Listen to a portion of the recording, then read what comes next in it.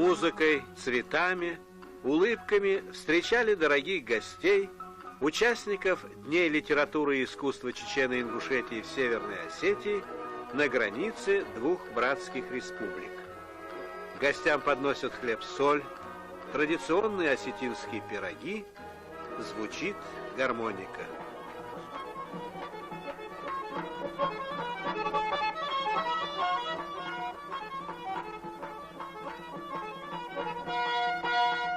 Впереди встречи с замечательным искусством соседей и братьев в концертных залах, театрах и домах культуры.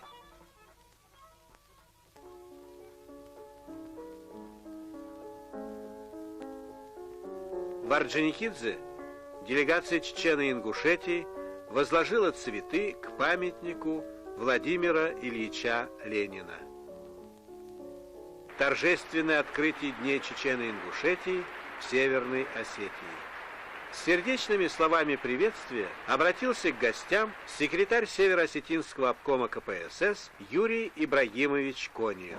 Уважаемые товарищи, разрешите мне от имени Северо-Осетинского обкома КПСС, Президиума Верховного Совета и Совета Министров Северо-Осетинской АССР горячо и сердечно приветствовать на земле Осетии наших давних и дорогих друзей, посланцев Чечено-Ингушской автономной Советской Социалистической Республики, прибывших к нам сегодня на Дни литературы и искусства Чечено-Ингушетии в Северной Осетии.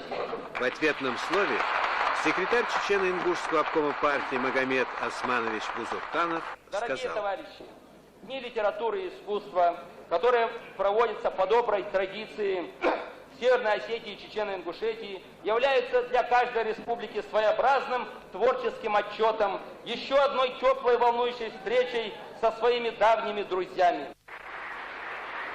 Дни искусства и литературы Чечено-Ингушетии продолжили свое праздничное шествие по осетинской земле. И повсюду встречи стали подлинным праздником дружбы, праздником братства культур.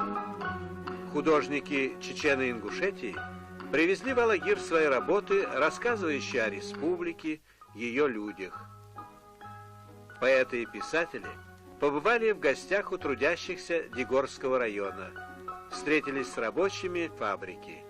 В центре Дигоры была заложена аллея дружбы.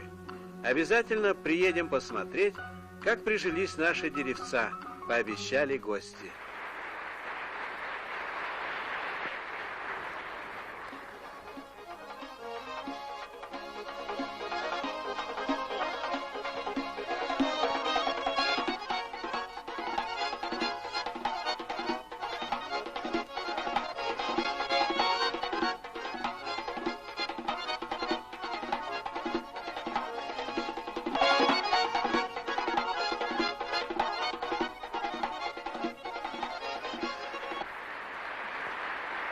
Дни литературы и искусства еще раз подтвердили животворную силу дружбы народов, взаимообогащения культур.